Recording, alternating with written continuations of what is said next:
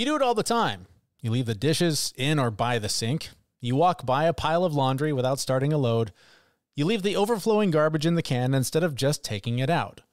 Or maybe you're the one constantly nagging your partner to stop doing those things and help out a little. These seemingly small annoyances may be more than a little irritating. And unless you take the advice our guest has for you today, they may be a sign of deeper issues in your relationship that may become the reason your marriage ends. Coming up today on The Fit Mess. Sometimes it has nothing to do with us personally, but we as the romantic partner should be effective in you're not alone in the shit thing that you're dealing with.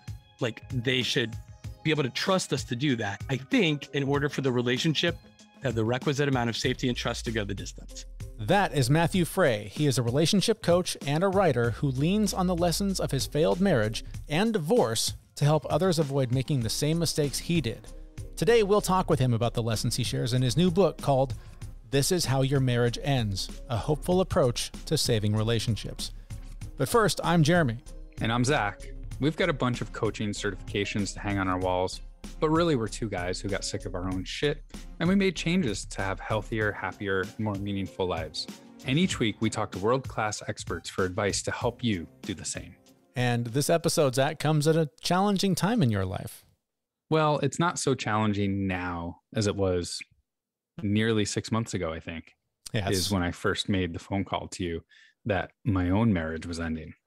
That was a tough call to take. And, and look, we get vulnerable here. We share the struggles and the pains and all the bumps and bruises and all of that. This is a very personal one. So I imagine there's some lines you don't want to cross and some things that you want to withhold. But can you share a little bit about sort of how you learned that it was over? And I guess, were you surprised? Did you know it was coming? I did. I wasn't surprised. And it had been coming for a while. And look, my ex and I had been together for 20 years, which is just crazy to think that. And we were a good fit 20 years ago. We were a good fit 10 years ago. And people grow, people change. And you know what? Honestly, we're still friends. We're still good friends. But the spark really disappeared maybe 4 or 5 years ago. Mm-hmm. So it wasn't surprising. We have a kid together, so we really tried to make it work for her. But at the end of the day, it was just not right for either of us. So we mutually agreed that we were going to go our separate ways. And we were both okay with it. Like, you know, there's sadness and anger to the ending of any relationship. But, you know, at the same time, we knew it was coming and we accepted that. There was a mourning process for you, a grieving process that you described to me that I don't think I've ever heard anyone do in the way that you did. Like you literally dedicated a few days to just crying the shit out of it, to process it. Are you okay with talking about that? I thought that was a really interesting thing that you did to sort of deal with this. Yeah. Once we realized that it was over and like, it was like, we made the decision that it was going to happen. Like I felt the grief coming on, mm-hmm. and I knew that I had 42 years of training from my dad and other guys in society to just swallow that and not do anything about it and pretend like everything was normal. Mm-hmm. But I decided to embrace it, mm-hmm. all of it, and feel it and just let it go. And I literally like grieved for 3 days, really, really hard. Mm-hmm. Like it was a bad 3 days, but like at the end of the third day, like magically I was like, okay, and I'm done. It was that's amazing, but it also sounds a little robotic. I mean, the fact that a 20-year relationship can end, you cry for 3 days and you're okay. And to be clear, like I'm not fully okay, right, but it was like, you know, like I brought the emotions in, mm-hmm. I didn't deny them. I processed them. And that's the journey I've been on over the last 20 years with my own mental health, is to be able to recognize my emotions, process them in a healthy way so that they don't end up burning me later. Yeah. And this was 20 years of practice of that. Right. And it was just 3 days of really hard grief. Like, I'm not going to lie. Like I was upset. Yeah. But at the end of it, I was like, okay, I let them all flow. And right. The only thing I can describe it as is you know, if you ever see two ducks get into a fight, like they fight Right. really, really hard, and then they both walk away and they both have that shake to like relieve, to like get rid of all the tension. Yeah. And then they're like, oh, hey, what's up, duck man? fight. And they're fine. A duck And they're fight. fine. They're like maybe a little hungry, but but they're fine. And that's kind of what it felt like, where I dove in, I went to the uncomfortable spot, and I felt them, and I processed them, and I dug into why I felt that way. Yeah. And at the end of the day, it was, I feel this way because my normal is going away. Right. Right. The relationship was over. The spark was gone. There was no reason to stay. Mm-hmm. And that really helped me, like, at the end of it, realize this is the right decision. Yes, I'm sad about it, and for certain reasons, but there's so much more to be happy about. Right. So it's not like you just suddenly were like, all right, I'm putting on my dancing shoes. It's day 3, but it just made it a little bit easier to. Yeah. And like I say, it was 3 days, because that's just like the moment when I was like, oh, okay. I feel like I'm done. Right. I didn't go into it saying I'm going to do this for 3 days. I'm going to lock myself in a closet for 3 days, just water, no lights. Yeah, no, if it was a week, it was a week. If it was 2 months, like it was 2 months. Like I just committed to myself that I wasn't going to deny the feelings. Yeah. And try and bury them down and act like everything was fine. Yeah. That is a powerful lesson that, you know, the more you just allow yourself to feel that stuff, the less that it sort of hangs around and nags you for a long time. I will say that this has probably been the most challenging 12 months of my entire life. I don't know if we talked about it on the show, but like last August, I quit my job without having anything lined up. Yeah. And then quit my marriage 6 months later. So like the two things in your life, like the two that you are, right? The things you identify with, biggest things I walked away from with like no plan. Yeah. And totally different person now than I was 12 months ago. Yeah. It's amazing. We're going to get into the lessons from our guest, Matthew Fray. He's going to share some things that can help you avoid having a relationship come to an end like this. Before we do, we sort of alluded to it at the beginning, the little things, the death by 1,000 cuts, the things that sort of add up over time. Did that play a part in what happened with you guys, with just sort of those little transgressions, those little things that just over time sort of wear away at the relationship? It did, but only, I think, after the spark left. Okay. In my mind, when I love someone, whether it's a wife, a friend, a sibling or whatever, when I love someone, I'm going to be annoyed by little things, but I'm going to look past them. Right. Because like the love is so much more important to me, and it's so much more powerful. And I'm just going to choose not to be annoyed by those little things. Right. In my situation, once the spark was gone and we really just became roommates, then those little things started piling up. And I think that's where the thing that was left right next to the garbage instead of in the garbage, or right next to the sink instead of in the sink, or the clutter or something like that. That's when that stuff really started to add up. And like, on a Friday night when I'm tired and there's dishes next to the sink and garbage next to the garbage and there's shit all over the countertop, you lose your cool. Yeah. Yeah, for sure. All right. Well, so how do you keep those things from weighing down a marriage or any relationship and adding that strain to it? We're going to find out from our guest in just a minute. But before we do that, we want to let you know about our brand new coaching program. We're calling it the Fit Mess Method. It's for people who hear the kinds of conversations we have here each week and just wish that they had a way to get more help with the issues that we talk about. We've been there. We wanted to make big changes in the way we lived our lives.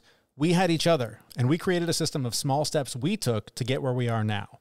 That's what this coaching is designed to help you do too. We're opening this up to a small group of people who want to collaborate and help each other grow. We'd love to meet with you and find out how we can help you to finally pursue those goals that have been just out of reach for too long. You can find the link to learn more about that at our website, thefitmess.com. I know I wish that I had a group that I could have talked to similar to what we're doing with the Fit Mess Method while I was going through a lot of my changes. So while you're thinking about joining that mastermind, let's move on to our guest. Our guest today is Matthew Fray. He's a relationship coach and writer who leans on the lessons of his failed marriage and divorce to help others avoid making the same mistakes he did. We really just started off by asking him about his own failed marriage. My marriage ended in 2013, sort of like painfully and unceremoniously. And it was awful. I was having like a really hard time for 12 to 18 months afterward. I was like, I don't want to feel like this, like ever again. So I needed to start doing the work to figure out whatever I could learn to like protect my future self from a repeat scenario. And the math result of that ended up being 8.5 years of blogging, which grew into a coaching business about 3 years ago. And then eventually I got some attention from some media, and when the New York Times like did a feature on me at the beginning of the pandemic, that's when things really started to happen.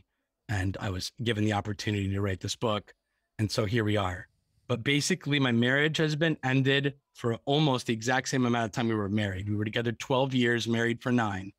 And so it's so interesting to view it through the prism of, from a timing perspective, we've now been apart almost as long as we were married. And I think that's like a really interesting sort of thing to like feel as we sit here. It's crazy how fast time goes. For sure. For that 12 years, obviously marriages don't end overnight. How long did it take for you to realize, I guess, how long did it feel like it was over before it was over? About 18 months on the nose. We lost her father out of nowhere one night.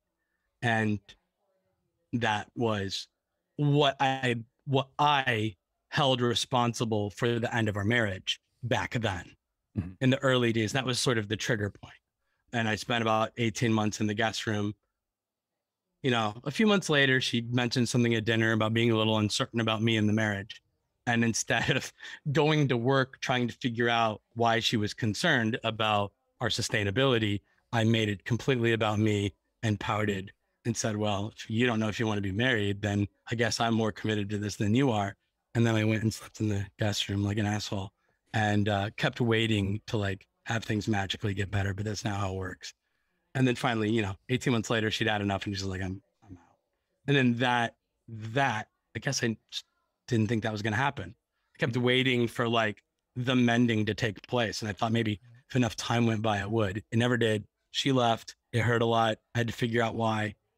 And then it's very slowly, I feel like I've gotten a little bit better each year at understanding how a lot of people accidentally do things in their blind spots that inadvertently harm their relationships, which is the premise of my work, that good people accidentally harm their relationships and they don't necessarily realize it. And I find that to be a dangerous combination because I don't want good people to be like, why the hell is my marriage ending? When they maybe could have done something proactively about it.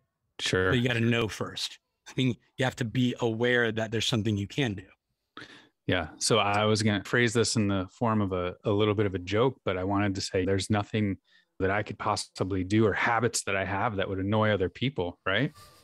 Nothing, right? There's nothing, but that's not true. That's what you're talking about, right? There's things that I'm doing every single day that I have just no awareness are bothering other people, right? Yes. And I think that's fine with like your social crew and with your coworkers and maybe with your family of origin. I think you can do that and have successful relationships out in the world. But that exact dynamic will erode trust within a committed partnership like marriage. And then that's the problem. And so I think a lot of us do this and we think our wives or girlfriends or romantic partners, whoever, are like unfairly picking on us because everybody else likes us. Everybody else I have a great relationship with. Everybody else says I'm a good guy. And you're the person I sacrifice the most for, love the most, promise the rest of my life to. You're the one that's going to tell me I'm like the bad guy and I'm, you're not happy with how I show up. I just was really put out by that. Mm-hmm. But I just think there's a way to reverse engineer all this stuff in a really healthy way. I made everything about me. And when we stop making everything about ourselves, it really helps in relationships. It's interesting you bring up the two different, well, I guess multiple kinds of relationships that we have. Just the other day, my wife was sort of joking when she said, you can kind of mope around the house and be kind of angry and mad and stuff. And then I hear you go upstairs and do your podcast and it's blah, blah, blah, blah, blah, blah, blah. You're Mr. Entertaining and you're on it. And it's interesting to me how we do, even in our marriage, we wear different hats with different people. At home, maybe we get a little too comfortable and feel like we can just be us and be down and whatever. But when we're in a more professional environment or with our friends, maybe we have to wear the hat that says I'm good and everything's fine. And maybe is there a disconnect there in sort of the roles we play in those relationships? And that's why maybe our marriages are more vulnerable to collapse than those other relationships? I think so. I think there's science behind it too. And I'm so embarrassed that I'm not savvy enough to like recall it off the top of my head. But work has been done in this regard. And there's like social science and psychological validity to the idea that we are more thoughtful with strangers, more sensitive to the needs of people that we don't spend all of our time with than we are to the people we do spend all of the time with. It's not that we're necessarily unkind to the people that we live with. It's that I think we're just more mentally careful with other people than we are with our spouses and our children and growing up with our parents and our siblings. And I wish I'm going to forgive me for not like remembering like that there's a name for it, but it's there. And yeah, I once wrote a blog post that was like, she divorced me. I'm sort of quote unquote famous for she divorced me because I left dishes by the sink. I wrote another one called She Divorced Me Because I Was Nicer to Strangers Than I Was to Her. And that's when I learned that research. Yeah. So yeah, I think we take everything for granted that becomes white noise in our lives. I mean, everything. Our parents, our breathing, our eyesight, the use of our arms and legs. So our children, to a certain extent, we take for granted that they're going to be here tomorrow.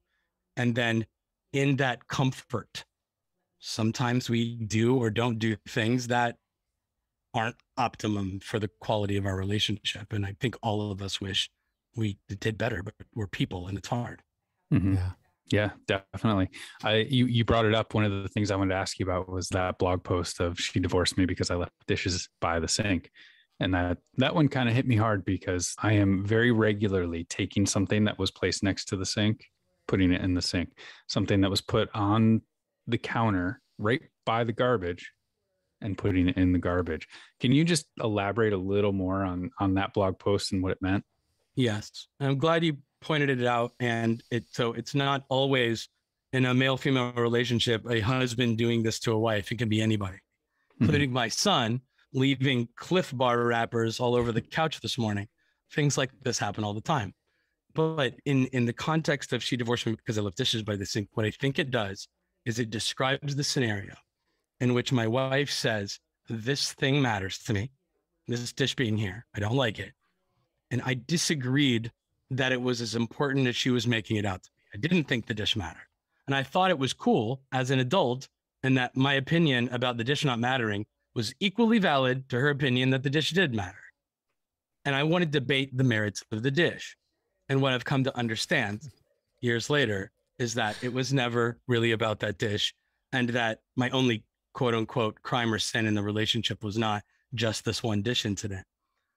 What happened was I frequently in word and action demonstrated that I didn't value or respect the things my wife experienced as bad or negative or sad or harmful or scary or whatever. I didn't do that. I didn't respect it. I didn't calculate for when my wife walks into the kitchen, she sees that glass there, it will be a signal to her that I either knew it would upset her and I didn't care and I put it there anyway, or I didn't even think about her at all. And I just thoughtlessly put it there without even doing the work of going through the process of how will she experience this? You can apply that to toilet seats and bathroom, like toothpaste spittle on the mirror and laundry on the floor of the bedroom and tons of shared domestic, like household responsibilities where people frequently feel disrespected or frustrated by the actions or inactions of the person that they live with. And it's certainly, again, not always men and male-female relationships who are the culprits, but it often is. I think it strongly correlates.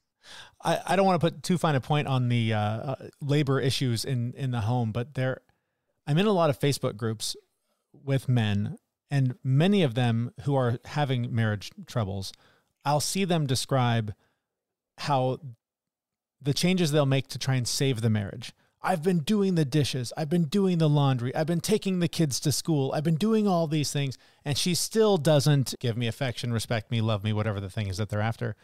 And I think that kind of speaks to one of the concepts you talk about radical responsibility, is it's more than just doing what will please them. It's about showing up fully in the relationship, right? I mean, are they completely missing the boat by going, here's my honey-do list, and as long as I check it off, then our marriage is going to be just fine? Yeah, I think so. I think there's two important ideas there. And the first one that I like to talk about is, I don't know if you guys remember from high school or university psychology classes, Maslow's hierarchy of needs, but it's frequently like demonstrated in pyramid form. And there's like 5 levels of human need. First one's basic need: air, food, water, shelter. The second one is safety that we need. And the idea of Maslow's pyramid is we must satisfy the conditions of the levels of the pyramid, and then we like graduate to the next level. And so once we graduate, once we satisfy safety, then we move up to like the esteem level, belonging level. That means like family, friends, connectivity, going out and doing stuff. And I think in romantic relationship terms, that means physical intimacy, date nights, going to parties and events together as a couple, and having fun and doing all the things that we did when we like first started dating. All the stuff that, you know, these guys in like the dead marriage crave. And he hears her say, you don't contribute and things like that. And he thinks he can like make up for it. Well, the problem is safety has been eroded in the relationship, and no amount of like to-do list things, no amount of, I think you're very pretty, I want to sleep with you, I want to do all these things, gets to restore safety and trust in the relationship. And it's not even him opting out of performing tasks that does it, which is what I thought in my relationship. I made my wife responsible for being the manager of the tasks. So I was happy to do things. That's actually not true. I still bucked and whined and wanted to watch Sports Center, you know, on Saturday morning instead of clean the house. But most of the time, I would gladly do a thing if she asked me to do it, or begrudgingly at worst, I would do the thing. And that's not usually what our partners crave. What our partners usually crave is, I've got this, and this is me evoking average wife and mother in my world. I've got this invisible to-do list of all of the things that I think about and manage. They are my children's needs, and they are my household needs. And they're often my romantic partner's needs, including my own. And I'm constantly juggling all of them. And there's all these external things. Maybe my mom has a test at the hospital that we're all a little bit worried about, that we're going to get results from 2 days from now. Maybe I have a big presentation at work on Friday. Maybe the kids have extracurricular activities, so they need special clothes washed or special lunches packed or whatever. There's all these things all the time. And usually these things fall to wives and mothers in relationships. And the husbands or boyfriends or whoever have opted out, not because of this like refusal to participate, but this sort of like comfortable obliviousness about it. And so doing things at the last minute after years of trust erosion have gone on in the relationship in no way restore trust and communicate to our wives that we're going to participate effectively in this thing moving forward. What hurts is the absence of participation in that. The average wife and mother wants you to notice that she's got all this shit that she's managing, that she's carrying around. And it's a lot less about the math of like checking like the tasks off the list. And it's a lot more about this nuanced idea of, I'm aware that you manage all of these things and you've been doing it alone. And I do not want you to feel like what you do and carry and contribute is invisible. I think people want to be seen. They want to know that their contributions matter. And I think the average stressed out wife and mother wants to feel as if her adult partner who promised to love and honor her all the days of her lives will be there to help carry the heavy things. And the invisible load of childcare and household management and all of the bonus things that pop up in human life, those can get very heavy, just depending on the math of each individual's lives, depending on health, depending on number of children, depending on financial security. It varies so much from couple to couple, but thematically, it's always the same. It's, can we be tuned in to what our partner's carrying and then participate in that? Most of us don't. I didn't even pay attention to it. I didn't even think about it. It wasn't on my radar at all. You mentioned you were in the guest room, waiting for the marriage to heal, right? Knowing what you know now and working with clients and helping them through this situation. So being cognizant of the other side is important, but what would you do differently? How would you approach it? How do you suggest to people approaching making that change? Because like you said, just doing the dishes or just starting to take active action in some of the chores isn't really the full solution. So what would you do differently, and what do you advise people to do differently? Well, please trust that this answer applies to very specifically the question you asked, but I'll answer it by saying, this is what I talk to every client about. Mm-hmm. In my coaching work, we focus on 2 habits. And these 2 habits are what I would have done when my wife said, hey, I'm a little unsure about this marriage. I'm a little unsure about you. I'm thinking about maybe like we shouldn't be married anymore. Like, this is how I would have tried to restore trust in the relationship. And this is what I talk to clients about. 2 habits. And I like to use the word habit because I don't think these are awful men doing awful things. I don't think there's some character defect that men have to like, that they're deficient and they need to like become good enough. I just think a lot of guys in their blind spots fail to calculate for the way other people experience what they do or don't do, what they say or don't say. Mm-hmm. I think it shows up in 2 habits. And the first one is validation. And so my wife would come to me and she would say, Matt, something's wrong. And I would routinely respond to her in a way that I calculated to be disagreement, but she experienced as invalidation. And validation equals trust erosion in relationships. It's just a paper cut and it'll happen. You can make it 5, 7, 10, 15 years invalidating people all the time, but it's a slow bleed. And it's really bad, I think, when we do it on autopilot, is the number one thing I ask people to work on. So my wife would come to me and say, Matt, this thing happened, it hurt, something's wrong. And the first version of invalidating my wife would be to disagree that the thing she said happened. So my premise is your feelings are not relevant because they're based on something that isn't even real. I disagree with what you said occurred. Version 1. Version 2, my wife would come to me and said, Matt, something's wrong. I feel bad. This thing happened and I hurt. And at this time, I would agree that the thing happened, but I would disagree that her emotional reaction to it was fair or healthy or appropriate. So this time, instead of trying to correct her brain, trying to correct her feelings, trying to encourage her to feel about it more how I feel about it. Problem solved. Version 3 is my wife would come to me and say, Matt, this thing happened. I feel bad about it. This time it's like something I did or didn't do. And I want to explain or justify or defend myself, feeling as if she understands what my beliefs were, what my intentions were, the situation I was dealing with, she would understand that I wasn't like out to get her. But all 3 of these response patterns invalidate, they prioritize our mental and emotional experiences over our partner's mental and emotional experiences. And what I ultimately realized is 100% of the time, my wife came to me to try to communicate something was wrong and recruit me to understand it and like help her be part of the bad thing not existing in our marriage moving forward. If I didn't agree with some aspect of what she was saying, if I felt as if she was putting too much responsibility on me, I would disagree, right? Like intellectually, I would disagree emotionally that her feelings are wrong, or I would simply defend myself, implying that I will keep doing what I want to do, independent of your inconvenient feelings about it. And I think that, and it truly, it wasn't quite as gross and mean as that might've sounded just now. It's just kind of the way that I remember it. But that this nasty habit of inadvertently invalidating people when we disagree with them, I think is an awful habit.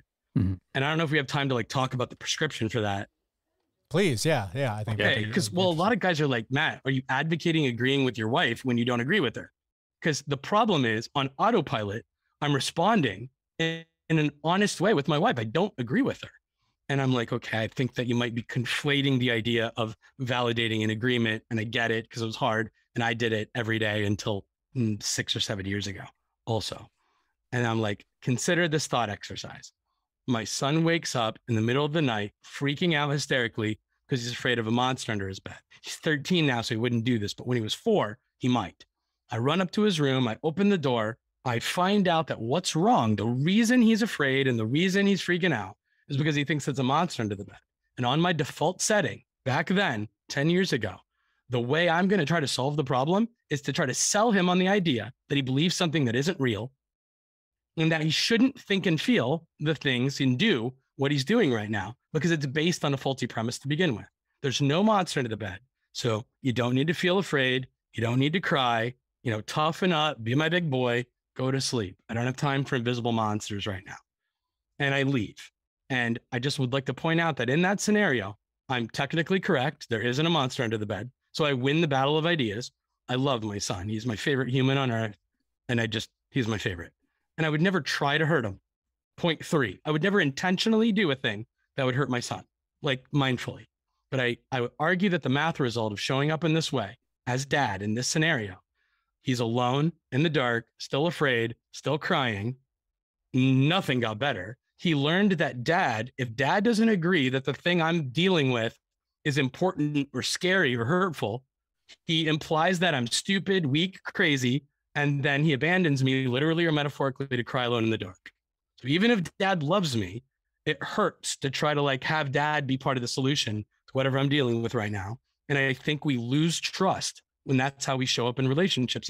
I think that child won't trust me, won't open up to me, won't invite me to be part of his life when things are going on later in life. Kids off from drugs, if he experiences bullying, if he's having problems with a romantic partner or whatever. I think there's another way to show up for people. And it doesn't involve agreeing that there's a monster under the bed. It doesn't involve agreeing that he should be feeling fear or crying right now. And it's simply, I go up there, I see that my son's afraid. He says there's a monster under the bed. I know there's no monster under the bed. But instead of getting hung up on that detail and try to convince him he's silly for thinking and feeling what he's thinking and feeling, I'm going to care that my son is experiencing fear right now. So I'm going to hug the kid and I'm going to be like, dude, I'm so sorry that you're afraid right now. I don't think there's a monster under the bed, but I've felt fear before and it's an awful thing. And I don't want you to have to experience that. I'm really sorry. Let's turn the light on. Let's look under the bed. Let's make sure there's no monster. And I think the really critical idea and the one that applies most closely to our adult relationships is, buddy, when life is hard, you can always call mom. You can always call dad. We're going to show up for you. We might not be able to fix what's wrong, but you never have to feel alone while you're battling whatever it is that you're battling, while you're dealing with whatever hardships going on in your life. We might not be able to make that go away, but we're always going to be next to you if you want us to be. And I think in our adult relationships, when our partners are communicating something's wrong, the math result should not be us trying to win the battle of ideas if we honestly disagree with something intellectually or emotionally they're experiencing. I just want them to know, I give a shit that you hurt. I want to understand why, because you can trust me to participate effectively moving forward and being mindful of how this type of situation adversely affects you. And I want you to know you can count on me. And again, sometimes it has nothing to do with us personally, but we as the romantic partner should be effective in, you're not alone in the shit thing that you're dealing with. They should be able to trust us to do that. I think in order for the relationship to have the requisite amount of safety and trust to go the distance. My wife could not trust me to do that. I can hear guys hearing that and going, yeah, when there's an external thing, the boss at work is a jerk, whatever the thing. But what about when the laser beams are focused right on you and you are the asshole? You did the thing wrong. How do you not just immediately throw up the shields and go, bullshit, you're so wrong, and here's why? And I mean, it's just so tempting when you get attacked to just lash back out. How do you find that space? I mean, the way the mental hoops I jump through are, if I focus on whether or not there's a monster under the bed and I try to convince him there isn't one, I erode trust in my relationship. I make the goal increasing trust in the relationship over winning the battle of ideas. So what I want to do is I want the math result of the conversation I'm having with my wife or whoever right now. I want the math result to be trust improves, that our relationship grows. The sign of an amazing relationship is somebody gets to communicate something's wrong, and then the other person participates effectively in saying, if I don't understand, I want to, and you can count on me to be your partner in having that, crap thing not happen anymore in the future, or at least try to the best of my ability. If we're doing the second habit in my work, which we haven't got to yet, in theory, we would we would not be in the situation that you're describing. Because there's one other habit we haven't talked about, and it would preemptively prevent that from happening. But in an ideal world, somebody says, you did something and it sucked for me. If I'm being my best self, I'm not making it about me and defending myself. I'm seeking to understand how I accidentally caused so much harm so that I can communicate, I get it, and I need you to be able to trust me that that's not going to happen again. Now that I understand what I could have done differently, you can trust me to do it. That's the difference between, I think, somebody is trustworthy and somebody you can count on to just keep doubling down on, I don't really give a shit if you hurt. I'm going to keep doing it my way, which was more or less what I did in my marriage because I thought I was right all the time, which is pathetic. So what about habit 2? Tell us. Habit 2 lives under the umbrella of the word consideration. And so what the average wife and mother says to me in this work is, Matt, I feel like I'm married to somebody who doesn't consider me when he makes decisions. And the way she explains it and the way that I visualize it is like an algebraic equation. She's a variable in the math equation. My husband's a variable in the math equation. My children are variables in the math equation. On the other side of the equal sign is whatever decision I make. I'm always factoring in me, my husband, and each of my kids. So it's like what to have for dinner, where to go on vacation, when to schedule appointments, what clothes to buy. I'm always in decisions large and small, thinking about how what I do and what I plan will roll downhill and impact all the people I care about. She's like, I'm married to somebody who doesn't do that. It's not that he doesn't love me. It's not that he's not a wonderful father.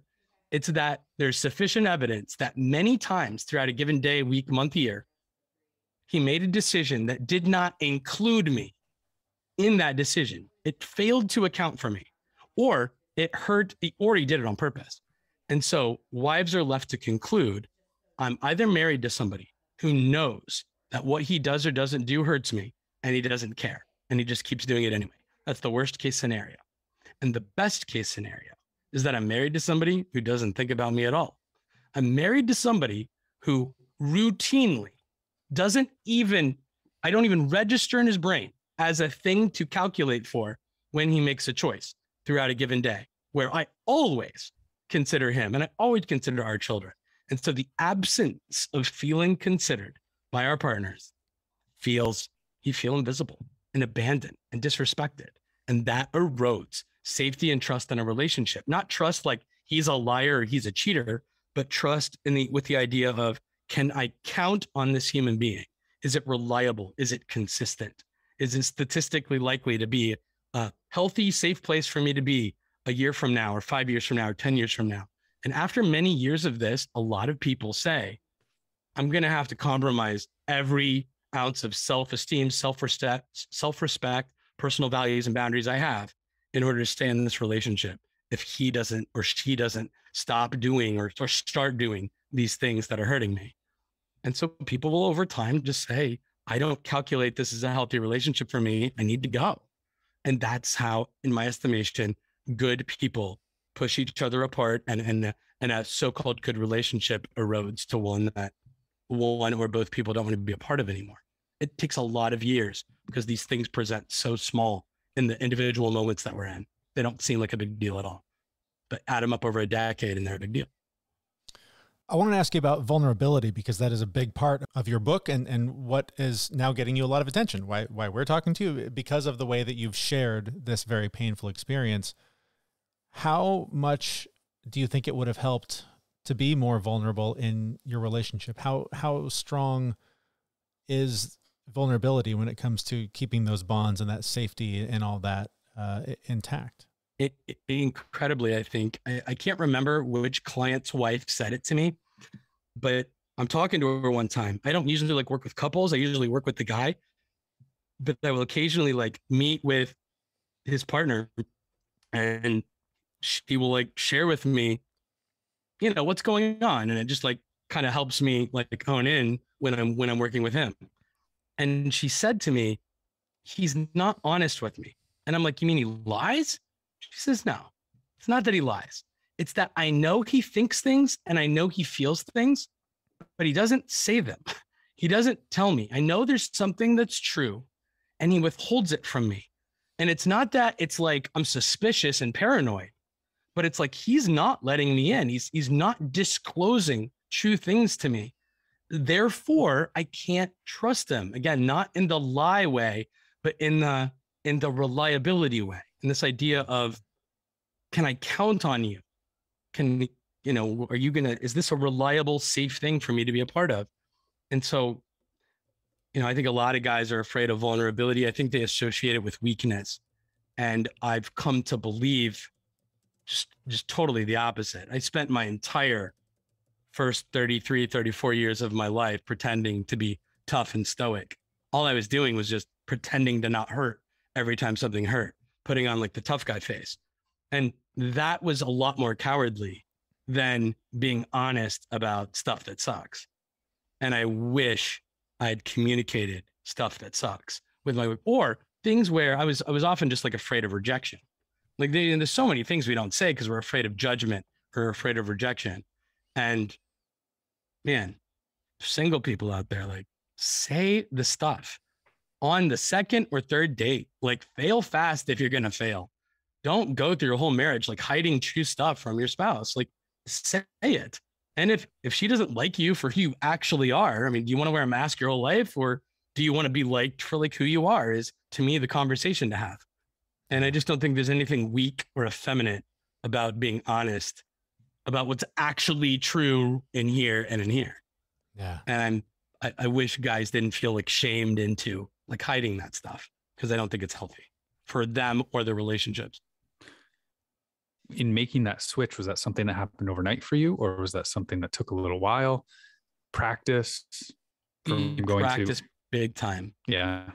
I felt so shitty after my wife left. I was so miserable that I wasn't afraid of rejection and judgment anymore. I didn't care. So I blogged it all. And I got so accustomed to saying uncomfortably true things that we don't normally talk about in polite conversation. And I had a lot of practice. So it's an advantage in my estimation that I had over like average human. I had a lot of practice making public disclosures about true things that blog readers found out about in year, 2 of me blogging that, my wife never heard about ever, unless, she read it. Mm-hmm. And I mean that, I don't know, I guess I wasn't ready in my 20s, early 30s to bravely share true things with my wife, which is really unfortunate. Don't marry people you're afraid to say true things to, I think, is maybe the lesson there. I'm curious about your current relationship with your ex-wife. Now that you've changed, are there regrets on either side? Is there like, oh, Matt, now you've changed, you've become the guy I always wished you were? Has there been any of that, or are you guys just on where are you guys now? It's more business like than that, but she's really kind. She invites me every year to like the in-laws Christmas gathering. She's really cool. Like, and then like if our son's birthday is having like a birthday party, like at her house or something, I mean, I'm always invited. I'm the person, if they go out of town, that she asks to go like check on her pets and make sure the house is okay. We live relatively close together. It's cool. I'm really proud of it because we've come a long way, because it was pretty contentious for the first probably 12 months following our marriage ending. And I mean, I think the key ingredient was me learning how to accept personal responsibility. The truth is, this habit we talked about earlier of consideration, you still have to practice it as a divorced guy when you share children. Like, I have to be considerate of schedules and of clothes for our son and of just all of these things. I'm very mindful of her calendar and mine and communicating effectively. And we do a really good job. She just like yesterday was like, hey, do you want to go to this parent thing? My son's about to enter high school next year. Do you want to go to this parent thing at the high school where you have an opportunity to talk to the parents of seniors? And it's kind of like this introductory to the high school community thing. And I'm like, absolutely. And so she and I are going to go to that together. And that's not that weird, but there's nothing like romantic. It's not. She's been in a long-term relationship for 4 or 5 years, and it's good. He's a good dude. Like, I like to tell people, it's really uncomfortable, I think, for people who are married to think about their wife with somebody else. And it was extremely uncomfortable for me early, but you eventually get to the point where you're like, if you can trust a person to take care, fundamentally care for and be decent to your ex-spouse and really most significantly your child, when you're not there to like do anything about it, that is an invaluable thing, because not everybody with children in like split relationships has that. A lot of people have to stress about the wellness of their children. And I've been very blessed not to have to do that. Nice. We haven't even mentioned the name of your book, which I think is amazing title. So could you just tell us what the name of the book is and where people can find you and connect with you? Yes, sir. Thank you so much. The book is This Is How Your Marriage Ends, a hopeful approach to saving relationships. It's pretty much everywhere books are sold, both physical brick and mortar shops and certainly online. And everything anybody would really want to know about me can be found at MatthewFray.com. It's sort of my home on the internet. And thank you so much for asking. I really appreciate it. Thank you, Matthew Fray, for joining us today. You can find links to his book and his work in the show notes for this episode at thefitmess.com. And when he talked about fights being over winning the battle of ideas, that's something that really stuck with me. So many times when we get into those arguments, it's all just about being right. It's about winning, and we sort of lose sight of what's at the root of that. When you ignore how your partner feels and they're communicating to you, and you don't change, you don't empathize, you don't realize where that pain is coming from, it just makes them feel like shit. And you don't want to make anyone else feel like shit. If you can just try and start from a place of giving a shit and trying to understand the concern first, that's such a better place to start than, yeah, but I want to be right. I say this all the time. In my mind, like this applies everywhere. And it's the difference between a successful, like at work, like a successful manager and a non-successful manager. Even if somebody's complaining about something or airing a grievance to you, even if you don't agree and you have to make a decision that's the polar opposite of what they're asking about, if you just make sure that they know that you listened, just that alone can be the game changer. But if you just blow it off, whatever it is, without really listening and understanding their concerns, it just adds to the fire. Yeah. And that speaks to our second takeaway from the interview. It's not about the fucking dishes in the sink. It's about the message those dishes send, especially when your partner has shared that it's a problem, that those little annoying things you do when you don't make any effort to change them and you're just like, well, fuck it. I'm me and I'm going to be me and, too bad. That's not a healthy recipe for success. So you have to really think through your actions and how they're going to affect the other people in your life. And like you're saying, like those people at work that you have to go against whatever they're saying, like whatever that relationship is, when you just completely disregard whatever their pain point is, it just is such an awful place to start any conversation. This kind of brings us into the next point too. My own relationship, like we tried to fix it. So like we brought these things up to each other and things still happen. So the message that sends is really, really deep. When you make sure somebody knows that something bothers you and they keep doing it, that's a problem. It's a really big problem. And I think on the other side of that, and this is something that I see a lot in various, Facebook groups and things that I'm in, is I see a lot of these guys that they sort of hear the message of, you don't do enough around the house, you don't whatever, and they start just doing the dishes, and they start just doing the laundry, and they figure out where the vacuum is and how it works. They think it's the act, right? They think it's the thing that's not being done. When, as Matthew mentioned, like it's the underlying thing. It's the fact that like trust has been broken. They feel like that, like they can't count on you. That is what's really going on. So I hope that you don't take away from this, oh, I just need to do the dishes and everything will be fine. Oh, I just need to do the laundry and everything will be fine. Like there's some root shit you got to get to that will then hopefully make you feel like you want to participate and you want to be part of the solution and not just continue to be probably the source of the problem. All of these points really tie back to the underlying issue of making sure that you're listening to your partner and understanding what it is that they're actually trying to communicate to you. And that's a great place to stop the conversation on this episode, but don't let the conversation end there. Join us in our Facebook group where you and fellow FitMess listeners can connect for monthly challenges and accountability to reach your goals. Everyone in that group is super supportive and we'd love to see you in there. That link is also at our website, thefitmess.com, where we will be back next week with a brand new episode. Thanks for listening. See you, everyone. We know this podcast is amazing and doesn't seem to lack anything, but we need a legal disclaimer. Prior to implementing anything discussed in this podcast, it is your responsibility to conduct your own research and consult your physician. You should assume that Jeremy and Zach don't know what they're talking about, and they're not liable for any physical or emotional issues that occur directly or indirectly from listening to this podcast.